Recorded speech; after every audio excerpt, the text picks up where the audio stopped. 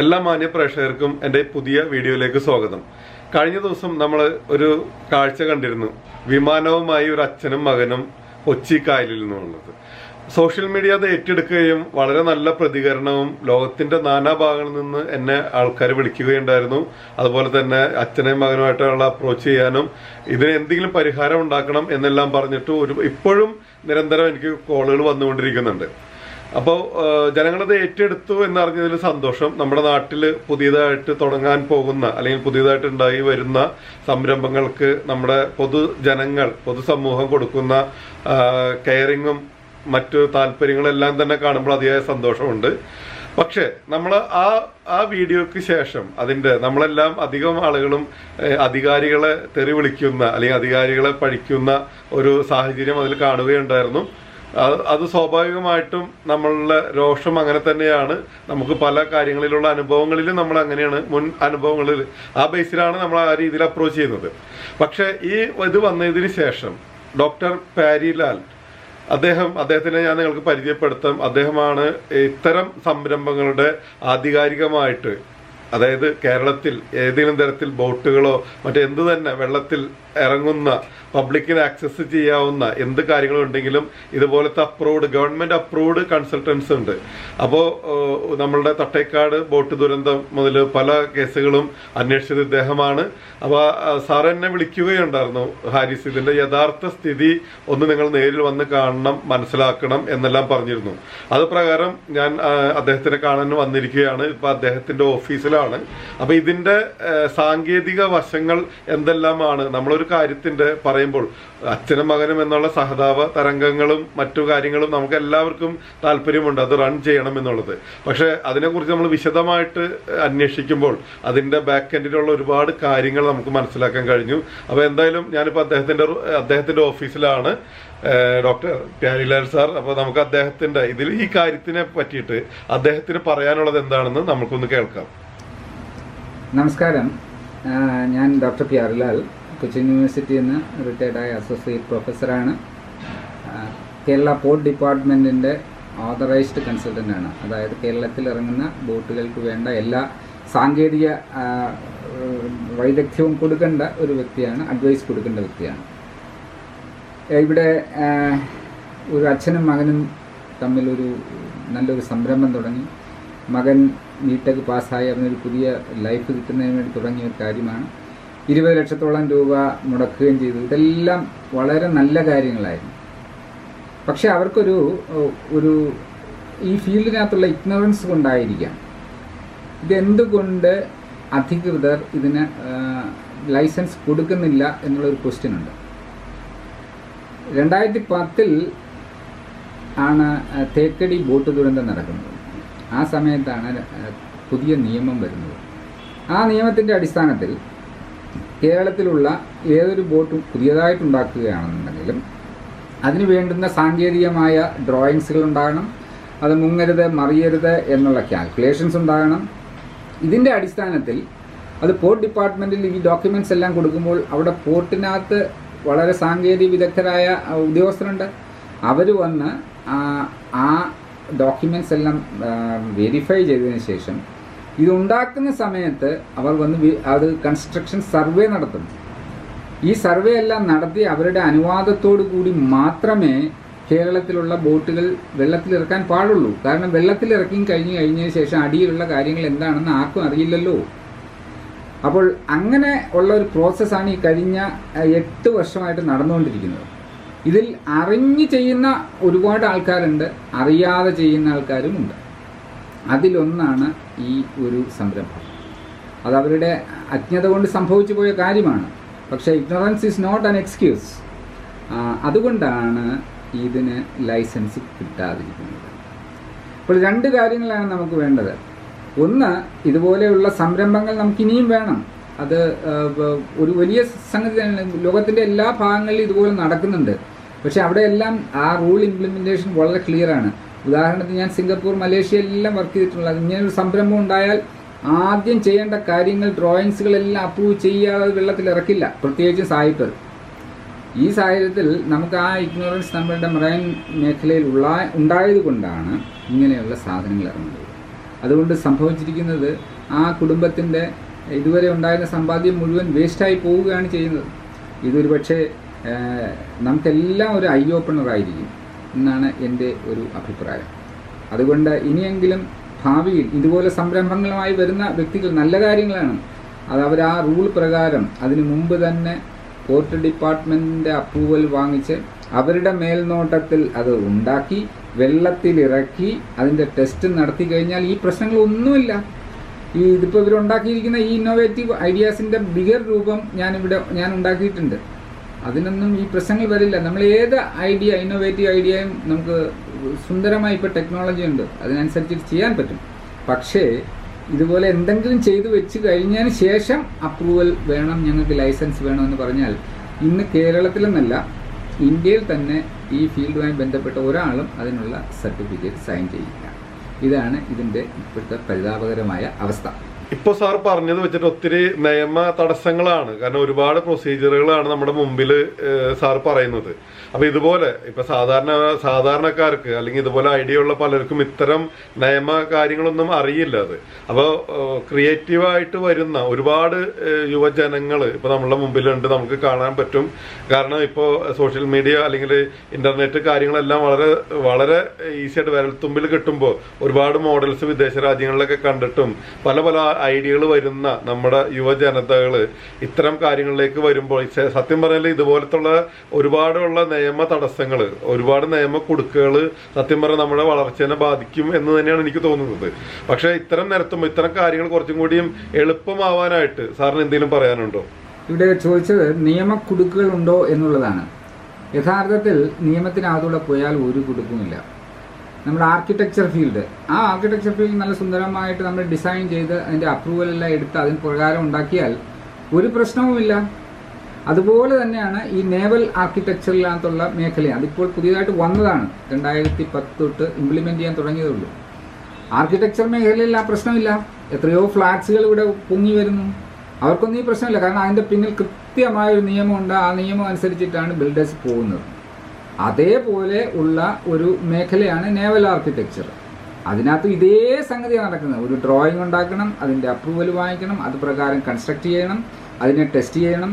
ഇത് പിന്നെ ആർക്കിടെക്ട് ഇപ്പോൾ ഫ്ലാറ്റിൻ്റെ ഒക്കെ കേസിന് അത് ടെസ്റ്റ് ചെയ്യേണ്ട ആവശ്യമില്ല. പക്ഷേ നേവൽ ആർക്കിടെക്ചർ എന്ന് പറഞ്ഞാൽ വെള്ളത്തിൽ കിടക്കുന്ന ഒരു സാധനമാണ്. ആ സാധനം മുങ്ങുമോ മറിയോ എന്നുള്ള കാര്യം ടെസ്റ്റ് ചെയ്യേണ്ടതാണ്. അതേ ഉള്ളൂ അഡീഷണൽ ആയിട്ടുള്ളത്. അതുകൊണ്ട് ഇതിനകത്ത് നിയമക്കുടുക്കുകൾ വരുന്നത് ഈ നിയമം അനുശാസിക്കാതെ പോകുമ്പോൾ മാത്രമാണ്. എന്തെങ്കിലും ഒരു സാധനം ഉണ്ടാക്കി വെച്ചിട്ട് എനിക്ക് അപ്രൂവൽ വേണം എന്ന് പറയുമ്പോഴാണ് ആ നിയമക്കുടുക്ക് വരുന്നത്. അത് വലിയ നിയമക്കുടുക്ക് തന്നെ ആയിരിക്കും. സാർ, ഏത് ഗവൺമെന്റ് ഓഫീസിൽ ചെന്നാലും എപ്പോഴും കാണുന്നതാണ് ഒരുപാട് നിയമക്കുടുക്കുകൾ. ഒരു കാര്യങ്ങളും വളരെ ഇല്ല എന്ന് പറയുന്നില്ല, പല കാര്യങ്ങളും വളരെ വളരെ കംഫർട്ടബിൾ ആയിട്ട് നടക്കുന്നുണ്ടെങ്കിലും അധികം ജനങ്ങളുടെ എക്സ്പീരിയൻസ് ഏത് ഗവൺമെന്റ് ഓഫീസുകളിൽ ചെന്നാൽ ഒരുപാട് നൂലാമാലകളാണ്. ഒരുപാട് നൂലാമാലകളിലൂടെയാണ് ഒരു കാര്യം നടപ്പിലാക്കാൻ പറ്റുന്നത്. ഇപ്പൊ സാറ് പറഞ്ഞ രീതി വെച്ചിട്ട് നോക്കുമ്പോൾ ഇത് പൊളിച്ചു കളയണം എന്നുള്ള രീതിയിലേക്കാണ് വരുന്നത്. കാരണം ഇത്ര അധികം മാനദണ്ഡങ്ങൾ കീപ്പ് ചെയ്തിട്ട് ഇത് ഉണ്ടാക്കി വരുമ്പോഴേക്കും ഉണ്ടാവുന്ന ബുദ്ധിമുട്ടുകൾ, ഇപ്പൊ അവരുടേതായിട്ടുള്ള അജ്ഞത, ഇപ്പൊ ഉണ്ടാക്കിപ്പോയി അവരവിടുന്ന് ഇവിടുന്ന് കടവും വിലയൊക്കെ മേടിച്ചിട്ടാണ് ഇത് പണിതതും കാര്യങ്ങളൊക്കെ ചെയ്തിരിക്കുന്നത് എന്നാണ് നമുക്ക് കാണാൻ കഴിഞ്ഞത്. ഇപ്പൊ സാറിന്റെ ഇപ്പോഴത്തെ ഈ ഇത്തരം കാര്യങ്ങൾ, ഇത്തരം നിയമങ്ങളും കാര്യങ്ങളും ഓരോ അക്കമിട്ട് പറയുമ്പോൾ സാർ പറഞ്ഞു വരുന്നത് ഇനിയിപ്പോ ഉണ്ടാക്കി കഴിഞ്ഞ സ്ഥിതിക്ക് ഇത് പൊളിച്ചു കളയണമെന്നാണോ സാർ ഉദ്ദേശിക്കുന്നത്? എന്നോട് ചോദിച്ചിരിക്കുന്നത് ഇത് ഈ ബോട്ട് ഉദാഹരണമായിട്ട് നമ്മൾ എടുക്കുകയാണ്. ബോട്ട് പൊളിച്ച് കളയേണ്ടി വരുമോ? ഒരു നല്ലൊരു സംരംഭമായി വന്നു, അതിനെ തകർക്കുകയാണോ വേണ്ട എന്നുള്ളതാണ് ക്വസ്റ്റ്യൻ. ഇപ്പോഴത്തെ നിലവിലുള്ള നിയമം അനുസരിച്ചിട്ട് അത് പൊളിക്കുക മാത്രമല്ല, അത് വെറുതെ എവിടെയെങ്കിലും കൊണ്ട് കളയാനേ കൊള്ളത്തുള്ളൂ. പക്ഷേ ഒരു സാങ്കേതിക വിദഗ്ധൻ എന്ന മട്ടിൽ ഇങ്ങനൊരു ഇന്നോവേറ്റീവ് ഐഡിയ മുന്നോട്ട് പോകണം എന്ന് ആഗ്രഹിക്കുന്ന ഒരു വ്യക്തിയാണ് ഞാൻ. ഇതിനൊരു മാർഗമുണ്ട്, അതാണ് റിവേഴ്സ് എഞ്ചിനീയറിംഗ് എന്ന് പറയുന്നത്. അതായത് ഒരു സാധനം ഉണ്ടാക്കിപ്പോയി, ആ സാധനത്തിനെ നിയമത്തിനകത്തേക്ക് കൊണ്ടുവരുന്നതിനാണ് റിവേഴ്സ് എഞ്ചിനീയറിംഗ് എന്ന് പറയുന്നത്. അത് കരയിൽ കയറ്റുക, അതിനകത്ത് വേണ്ട മോഡിഫിക്കേഷൻസുകൾ നടത്തുക, അതിൻ്റെ ഡോക്യുമെൻസുകൾ ഉണ്ടാക്കുക, ഇങ്ങനെ പറയുന്നതാണ് റിവേഴ്സ് എഞ്ചിനീയറിംഗ്. പക്ഷേ അതിന് ഇപ്പോഴത്തെ നിലവിൽ അത് ഗവൺമെൻറ് ലെവലിൽ തന്നെ അതിനുള്ള പെർമിഷൻ കിട്ടാതെ ഒരു ഉദ്യോഗസ്ഥനും അത് ചെയ്യില്ല. കാരണം അങ്ങനെ ആരെങ്കിലും ചെയ്തു കഴിഞ്ഞു കഴിഞ്ഞാൽ എല്ലാം കൂടെ അവരുടെ പെടലിക്ക് വന്നു വീഴും.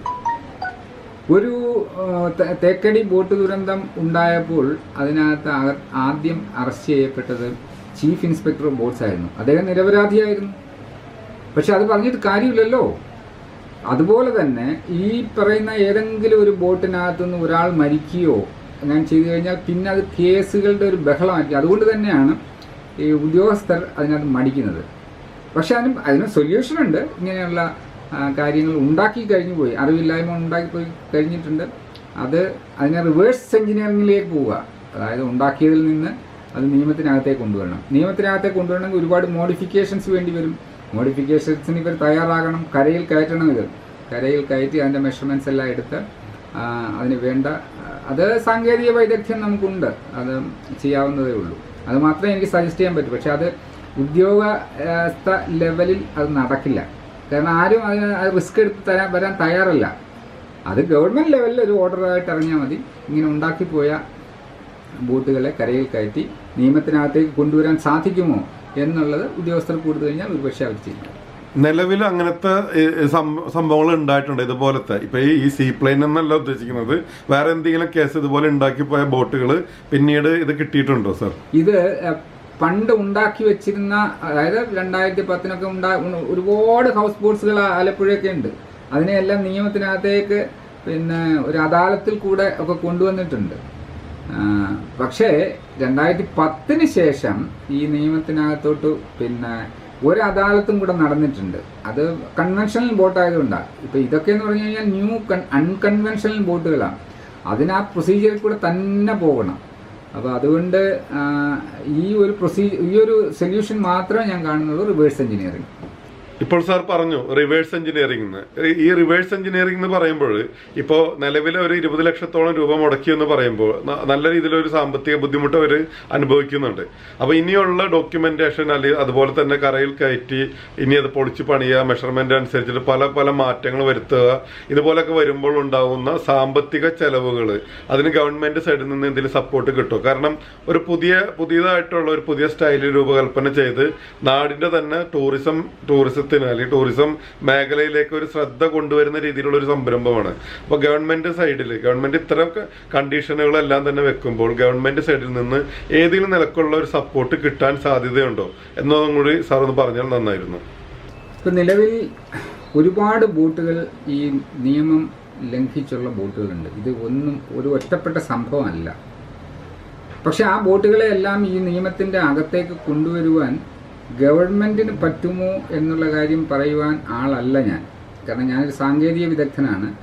അത് രാഷ്ട്രീയ ലെവലിലോ അല്ലെങ്കിൽ മറ്റ് ലെവലുകളിൽ എടുക്കേണ്ട തീരുമാനമാണ്. പക്ഷേ ഇതിനെല്ലാം ഇതിനകത്തേക്ക് കൊണ്ടുവരാനൊരു പോസിബിലിറ്റി ഉണ്ട്. ഇത് ഒരു ബോട്ടല്ല, ഒരുപാട് ബോട്ടുകൾ ഇതുപോലെ ഉണ്ട്. അത് എനിക്ക് നേരിട്ട് അറിയാവുന്ന കാര്യങ്ങളാണ്. അവരിങ്ങനെ ഉണ്ടാക്കിയിറക്കുന്നുണ്ട്. ഇല്ലീഗലായിട്ട് ഒരുപാട് ബോട്ടുകൾ ആലപ്പുഴ ഓടുന്നുണ്ട്, പല സ്ഥലങ്ങളിലും ഓടുന്നുണ്ട്. അപ്പോൾ അതിനെ എല്ലാം നിയമത്തിനകത്തേക്ക് കൊണ്ടുവരുവാനുള്ള ഒരു മാർഗമാണ് റിവേഴ്സ് എഞ്ചിനീയറിംഗ്. അത് നമ്മുടെ ബന്ധപ്പെട്ട അധികാരികൾ അല്ലെങ്കിൽ നമ്മുടെ പൊളിറ്റീഷ്യൻസ് അല്ലെങ്കിൽ മിനിസ്റ്റേഴ്സ് ലെവലിലൊക്കെ ചിന്തിച്ച് ചെയ്യാൻ കഴിയുന്ന കാര്യങ്ങളായിരിക്കാം. അതിന് വന്നാൽ ശരിയായിട്ട് കൊണ്ടുവരാൻ പറ്റുന്നതിനെ ചെയ്യാൻ പറ്റും. എല്ലാത്തിനെയും കൊണ്ടുവരാമെന്നല്ല ഞാൻ പറയുന്നത്. സാർ ഒരു മിനിറ്റ്, റിവേഴ്സ് എഞ്ചിനീയറിംഗ് എന്ന് പറയുമ്പോൾ എന്താണ് അതിന്റെ പ്രോസസ്സിംഗ് ഒന്ന് ജസ്റ്റ് ഒന്ന് പറയാം. എന്താണ് പ്രോസസ് റിവേഴ്സ് എഞ്ചിനീയറിംഗ്? നമ്മുടെ ഇപ്പോൾ സീ പ്ലെയിന്റെ കാര്യത്തിൽ നിന്ന് പറയുകയാണെങ്കിൽ, അതെ, സീ പ്ലെയിൻ ഇപ്പോൾ ഓൾറെഡി ഒരെണ്ണം ഉണ്ടാക്കി കഴിഞ്ഞ സാധനത്തിന് റിവേഴ്സ് എഞ്ചിനീയറിംഗ് എന്ന് പറഞ്ഞു കഴിഞ്ഞാൽ അതിനെ നേരെ ആദ്യം ചെയ്യേണ്ടത് കരയിൽ കയറ്റുക. കരയിൽ കയറ്റിയിട്ട് അതിൻ്റെ മെഷർമെൻറ്റ്സ് എല്ലാം എടുത്തിട്ട് അത് കാൽക്കുലേഷൻ ഉണ്ട്. അത് മറിയുമോ മുങ്ങുമോ, പിന്നെ അത് ഉണ്ടാക്കിയിരിക്കുന്ന രീതി ശരിയാണോ, കാരണം എന്ത് മെറ്റീരിയൽ വെച്ചിട്ടാണ് ഉണ്ടാക്കിയിരിക്കുന്നത്, അതിൻ്റെ വെൽഡിങ് ശരിയാണോ. ഈ വെൽഡിങ് ശരിയല്ലെന്നുണ്ടെങ്കിൽ നമുക്ക് കറക്റ്റ് ചെയ്യാവുന്നേ ഉള്ളൂ. പക്ഷെ അതിനുള്ള സാമ്പത്തിക ബാധ്യതകൾ വരും അഡീഷണലായി. അത് ഇവർക്ക് പാവം പിടിച്ചാൽ ഇവർക്ക് ചെയ്യാൻ കഴിയുമെന്ന് അതിനെപ്പറ്റി ഞാൻ പറയുന്നില്ല. പക്ഷേ അതിന് സൊല്യൂഷൻ ഇത് മാത്രമേ ഉള്ളൂ, അല്ലാതെ വേറെ ഒരു സൊല്യൂഷനും ഇല്ല. അതിനിപ്പോൾ ഏതൊരു ഉദ്യോഗസ്ഥൻ്റെ കയ്യിലും കൊടുത്തിട്ട് ഇത് സർട്ടിഫൈ ചെയ്യണമെന്ന് പറഞ്ഞു കഴിഞ്ഞാൽ അവരാരും ചെയ്യുകയില്ല. കാരണം അതുപോലെയാണ്, അത് തെറ്റായ രീതി പോയ സാധനമാണ്. അതിനെ ശരിയാക്കി കറക്റ്റ് ചെയ്ത് കൊണ്ടുവരിക എന്നുള്ളൊരു മാർഗം ഇത് മാത്രമേ ഞാൻ ആലോചിച്ചിട്ട് കാണുള്ളൂ. സാർ ഇപ്പോൾ പറഞ്ഞ റിവേഴ്സ് എഞ്ചിനീയറിംഗ് നല്ല ഒരു മെത്തേഡാണ്, നമുക്ക് ചിന്തിക്കാവുന്ന കാര്യമാണ്. എന്നതിനാൽ തന്നെ അതിപ്പോൾ സാർ അതിനോടൊപ്പം തന്നെ പറയുകയുണ്ട് എല്ലാ കാര്യങ്ങൾക്കും ഒരു പക്ഷേ സാങ്ഷൻ കിട്ടാൻ വഴിയില്ല. കാരണം അതിന്റെ സുരക്ഷയാണ് സാർ എപ്പോഴും ഹൈലൈറ്റ് ചെയ്യുന്നത്. ഒരു പക്ഷേ സാറിന്റെ ഇത്രയും വർഷത്തെ എക്സ്പീരിയൻസിൽ നിന്നുകൊണ്ട് സാറ് ഇപ്പൊ വെള്ളത്തിലാകുമ്പോൾ നോർമൽ സുരക്ഷ, അതിനപ്പുറം വേറെ ഒന്നും നോക്കാനില്ല.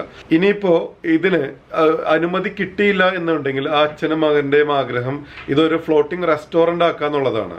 അപ്പൊ യഥാർത്ഥത്തിൽ വിദേശ രാജ്യങ്ങളിൽ ഒരുപാട് നമുക്ക് കാണാവുന്നതാണ്, ഒരുപാട് ഫ്ലോട്ടിംഗ് മാർക്കറ്റുകൾ, ഫ്ലോട്ടിംഗ് റെസ്റ്റോറന്റുകളെല്ലാം തന്നെ. നമ്മുടെ കേരളത്തിൽ അങ്ങനെ കാണാൻ വളരെ ചുരുക്കം. നമ്മൾ ഹൗസ് ബോട്ടുകളിൽ മാത്രമാണ് അങ്ങനെ സഞ്ചരിച്ച് ഭക്ഷണം കഴിക്കാവുന്ന രീതിയിൽ കണ്ടിട്ടുള്ളൂ. ഇനി നമ്മുടെ ഈ കൊച്ചിയിൽ ഇതുപോലെയുള്ള ഒരു സംരംഭം അവർ ആവിഷ്കരിച്ച് കൊണ്ടുവരികയാണെങ്കിൽ അതിനും നിയമപ്രശ്നങ്ങൾ ഉണ്ടാകുമോ? ഇനി ആ സമയത്ത് വീണ്ടും ഗവൺമെന്റ് അത്തരം നിയമക്കുരുക്കുകളുമായിട്ട് മുന്നോട്ട് വരുമോ? ഇത് ഈ ബോട്ട് ഇപ്പോൾ ഉണ്ടാക്കി അതിനകത്തൊരു എൻജിനുണ്ട്. എൻജിൻ ഉള്ളിടത്തോളം കാലം അതിൻ്റെ അപ്രൂവൽ കിട്ടേണ്ടത് കേരള പോർട്ട് ഡിപ്പാർട്ട്മെൻറ്റിൽ നിന്നാണ്. അവരുടെ കയ്യിൽ നിന്ന് അത് തരില്ല എന്ന് ഉറപ്പായി. അപ്പോൾ പിന്നെ അവർക്ക് ചെയ്യാൻ കഴിയുന്ന എൻജിൻ എടുത്ത് മാറ്റിയിട്ട് വെറും പൊങ്ങിക്കിടക്കുന്ന ഒരു റെസ്റ്റോറൻ്റായി മാറ്റുക എന്നുള്ളതാണ്. അതിന് വേണ്ടി വരുന്നത് പെർമിഷൻ ആദ്യം എടുക്കേണ്ടത് ഇറിഗേഷൻ ഡിപ്പാർട്ട്മെൻറ്റിൻ്റെ കയ്യിൽ നിന്നാണ്. ഇറിഗേഷൻ ഡിപ്പാർട്ട്മെൻറ്റ് എന്ന് പറയുന്നത് വെറും നമ്മുടെ വള്ളം പോലത്തെ സാധനങ്ങൾ, എൻജിനില്ലാത്ത സാധനങ്ങൾ കൊടുക്കുന്നത് ഇപ്പോഴും ഇറിഗേഷൻ ഡിപ്പാർട്ട്മെൻറ്റാണ്. ഇനി കൊച്ചി കായലിലാണ് കിടക്കുന്നത് എന്നാണെന്നുണ്ടെങ്കിൽ പോർട്ട് ട്രസ്റ്റിൻ്റെയോ പിന്നെ ഒക്കെ അനുവാദം വേണ്ടി വരുമായിരിക്കും. ഇനി ഇതൊരു ഫ്ലോട്ടിംഗ് റെസ്റ്റോറൻ്റ് ആയിട്ടാണെന്നുണ്ടെങ്കിൽ പൊല്യൂഷൻ കൺട്രോൾ ബോർഡ് വരും. പിന്നെ നമ്മുടെ ഫുഡിൻ്റെ അവരുടെ ഒരു റെസ്റ്റോറൻറ്റ് എടുക്കുന്ന ലൈസൻസുകൾ എടുക്കേണ്ടി വരും. അങ്ങനെ ഒരുപാട് ഡിപ്പാർട്ട്മെൻറ്റ്സുകൾ അതിനകത്ത് വരും. അപ്പോൾ അതുകൊണ്ട് നിയമപരമായി ചെയ്യാൻ പോസിബിലിറ്റീസ് ഇങ്ങനെ കൺവേർട്ട് ചെയ്യാൻ പോയി കഴിഞ്ഞാൽ അതിനേക്കാൾ കൂടുതൽ ഇതിലേക്ക് പോകും. പക്ഷേ ഇപ്പോഴും ഞാൻ സജസ്റ്റ് ചെയ്യുന്നത് ഇത് ഗവൺമെൻറ് ലെവലിൽ ഒരു റിവേഴ്സ് എഞ്ചിനീയറിങ്ങിൽ കൂടി അതിനെ ഫലപ്രദമായി ഉപയോഗിക്കാൻ ഒക്കുമോ എന്നുള്ളത് മാത്രമാണ്. അതും ടെസ്റ്റ് ചെയ്യുമ്പോഴേ അറിയത്തുള്ളൂ ഇത് ഡേഞ്ചറസ് ആണോ നല്ല സാധനമാണോ എന്നുള്ള കാര്യം. കാരണം പ്രത്യക്ഷത്തിൽ ഇത് വളരെ സുന്ദരമായിട്ട് കിടക്കുന്നതായിരിക്കും. ടെസ്റ്റ് ചെയ്യുമ്പോഴേ അറിയത്തുള്ളൂ ഇത് ഡേഞ്ചറസ് ആണോ അല്ലയോ എന്ന്. ഈ വീഡിയോ കണ്ടതിന് ശേഷം സാർ ആദ്യമായിട്ട് വിളിച്ചപ്പോൾ എൻ്റെ അടുത്ത് പറഞ്ഞൊരു കാര്യമുണ്ട്. അതിന്റെ ഭംഗിയല്ല, ഭംഗിയോടൊപ്പം തന്നെ അതിന്റെ സുരക്ഷ എന്നുള്ളൊരു കാര്യം സാർ പ്രത്യേകിച്ച് പറഞ്ഞു. താങ്കൾ അതിന്റെ ചിറകുകളിൽ നിന്ന് സംസാരിച്ചു, അതിനൊരു മറിഞ്ഞില്ല, അനങ്ങിയില്ല. പക്ഷെ നിങ്ങൾക്കത് അറിയില്ല അതിന്റെ സുരക്ഷ, അതെങ്ങനെയാണ് നമ്മളത് മെഷർ ചെയ്യുന്ന രീതി. ഉദാഹരണത്തിന് താങ്കൾ ആ വീഡിയോ കാണിച്ചപ്പോൾ അതിൻ്റെ അകത്തുള്ള സീറ്റിംഗ് കണ്ടിരുന്നു.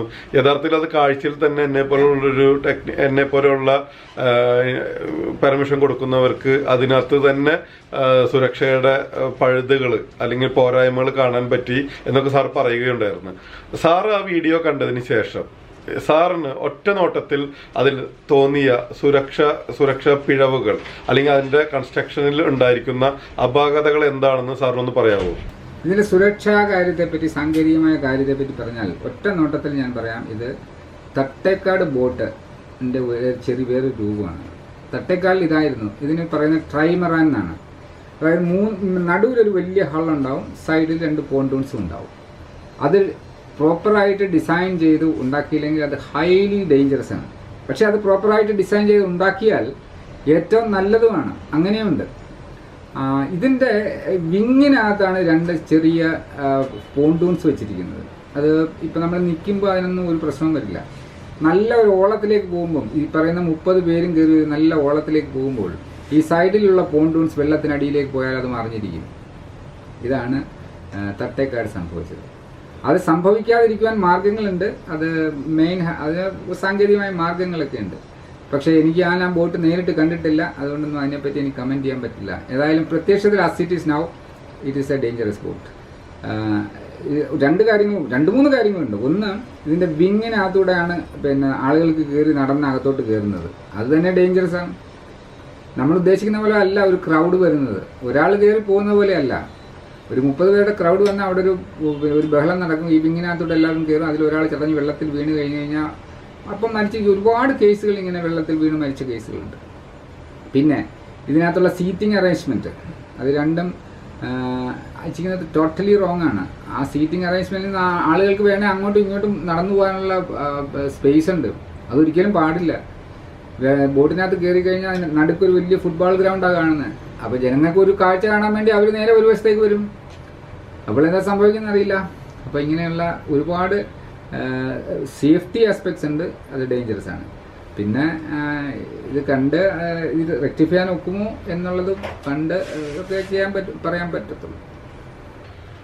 അപ്പോൾ ഇതിന്റെ നമ്മളുടെ ഈ സീപ്ലെയിൻ ഇതാണ് നമ്മുടെ വിഷയമായിരുന്നത്. അപ്പോൾ ഗോഡ്സന്റെ അച്ഛനും ചേർന്ന് നിർമ്മിച്ച ഇതിന്റെ നിയമവശങ്ങൾ എന്ന് പറയുമ്പോൾ നമ്മൾ പുറത്തുനിന്ന് കാണുമ്പോൾ ഞാനടക്കം കഴിഞ്ഞ വീഡിയോയിൽ ഞാൻ കണ്ടിരുന്നു, ഞാൻ അതിനെപ്പറ്റി പറഞ്ഞിരുന്നു, അധികാരികൾ എന്തെങ്കിലും ചെയ്യണം എന്നെല്ലാം ഞാൻ പറഞ്ഞിട്ടുണ്ടായിരുന്നു.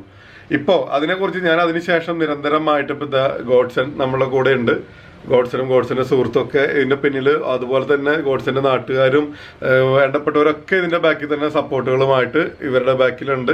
ഞാനും ഗോഡ്സനായിട്ട് നിരന്തരം സംസാരങ്ങൾ നടക്കാറുണ്ട്. അതുപോലെ തന്നെ doctor Pyarilal sir throughout follow അപ്പും ഭയങ്കര സപ്പോർട്ടുമാണ് ചെയ്തത്. ഗവൺമെന്റ് സൈഡിൽ നിന്നും ഇപ്പൊ ഈ നിലക്ക് ഇതിന്റെ ആദ്യഘട്ടത്തിൽ തന്നെ ഇവർ അപ്രീഷിയേറ്റ് ചെയ്തിരിക്കുന്ന ഗോഡ്സനെ നല്ല ഇന്നോവേറ്റീവ് ആയിട്ടുള്ള കാര്യമാണ് ചെയ്തത്. വളരെ വ്യത്യസ്തത ഉള്ള സംഭവമാണ് എന്നെല്ലാം സപ്പോർട്ടുകൾ ഉണ്ടെങ്കിലും ഒരുപാട് നിയമവശങ്ങളുണ്ട്. വെള്ളത്തിലുണ്ടാവുന്ന അപകടങ്ങളാണ് ഇവർ ഏറ്റവും അധികം ഭയക്കുന്നത്. അതിനുശേഷം സുരക്ഷയ്ക്ക് ശേഷമാണല്ലോ മറ്റെല്ലാം തന്നെ. എല്ലാ സന്തോഷങ്ങളും ഒരു ദിവസം കൊണ്ട് നഷ്ടപ്പെട്ടു പോകരുത്. അതിനാൽ തന്നെ മാക്സിമം സുരക്ഷയിൽ സംതൃപ്തകരമായിട്ടുള്ള കാര്യങ്ങൾ മാത്രമാണ് ഗവൺമെന്റ് സപ്പോർട്ട് ചെയ്യുകയുള്ളൂ എന്ന് അറിയാൻ കഴിഞ്ഞു. അതിനുള്ള എല്ലാ വഴികളും പറഞ്ഞിട്ടുണ്ട്. കാരണം തട്ടേക്കാട് ബോട്ട് ദുരന്തത്തിന് ശേഷം 2010 പ്രത്യേകം ഒരു നിയമം തന്നെ നിർമ്മിച്ച് അതിൽ വ്യക്തമായിട്ട് കാര്യങ്ങൾ മാക്സിമം സുരക്ഷ എന്നുള്ളതിനെ കവിഞ്ഞ് വേറെ യാതൊരു തരത്തിലുള്ള ഒരു കോംപ്രമൈസും ഇല്ല എന്നുള്ള നിലക്ക് തന്നെയാണ് കാര്യങ്ങൾ കൊണ്ടുപോകുന്നത്. അപ്പോൾ ഏതാണ്ട് 2000-ഓളം ബോട്ടുകൾക്ക് പെർമിഷനൊക്കെ കൊടുത്തിട്ടുള്ള അതിൻ്റെ മേൽനോട്ടം വഹിച്ചിട്ടുള്ള ഡോക്ടർ പ്യാരിലാൽ സാറിൽ നിന്ന് വിശദമായിട്ട് കാര്യങ്ങൾ അറിയാൻ കഴിഞ്ഞു. അദ്ദേഹത്തിൻ്റെ വാക്കുകളിലൂടെ നിങ്ങൾക്ക് അതിൻ്റെ സുരക്ഷാ സൈഡുകളും ഇതിൻ്റെ ടെക്നിക്കൽ സൈഡുകളും മനസ്സിലായിട്ടുണ്ട് എന്ന് തന്നെ വിചാരിക്കുന്നു. ഇനി കൂടുതലായിട്ട് സപ്പോർട്ട് ചെയ്യാനും അല്ലെങ്കിൽ റിവേഴ്സ് എഞ്ചിനീയറിംഗ് ആണ് സാറ് ഇപ്പം ഡിസൈഡ് ചെയ്യുന്നത്. അത് മാത്രമാണ് ഒരു പോം വഴി. വീണ്ടും ഇപ്പം നിലവിൽ ഇവരുടെ കയ്യിൽ ഉണ്ടാക്കിയതിൻ്റെ ഡ്രോയിങ്സോ മറ്റു കാര്യങ്ങളില്ല. ഗോഡ്സന്റെയും ഫാദറിന്റെയും ഐഡിയ വെച്ചിട്ട് അവർ നിർമ്മിച്ചതാണ് ഇത്. പക്ഷെ ഇപ്പം നമ്മളൊരു ബിൽഡിംഗ് പണിയണമെങ്കിലും എന്ത് പണിയണമെങ്കിലും അതിനൊരു കൃത്യമായിട്ടൊരു പ്ലാനും അതിന് അപ്രൂവലൊക്കെ കിട്ടണ്ടേ. അതുപോലെ തന്നെയാണ് ഇതിന്റെ കാര്യത്തിലും ഉള്ളത്. അപ്പോൾ നമ്മൾ ഏകപക്ഷീയമായിട്ട് ചിന്തിക്കാതെ, കാരണം നമ്മൾ രണ്ട് സൈഡും ഗവൺമെന്റിന്റെ സൈഡിൽ നിന്ന് ഞാൻ നോക്കുകയുണ്ടായി, അതുപോലെ തന്നെ ഗോഡ്സിനോടൊപ്പം അവരോട് ചേർന്ന് നിന്ന് നോക്കുകയുണ്ടായി. അപ്പോൾ ഏതെങ്കിലും നിലക്ക് ഇത് ഓപ്പൺ ചെയ്യണമെങ്കിൽ അല്ലെങ്കിൽ ഇത് പ്രാവർത്തികമാകണമെങ്കിൽ റിവേഴ്സ് എഞ്ചിനീയറിംഗ് ടെക്നോളജിയാണ് സാർ സജസ്റ്റ് ചെയ്തിരുന്നത്. അപ്പം അത്തരം നടപടികളുമായിട്ട് ഗോഡ്സൺ മുന്നോട്ട് പോകാനാണ് ഗോഡ്സൺ തീരുമാനിച്ചിരിക്കുന്നത്.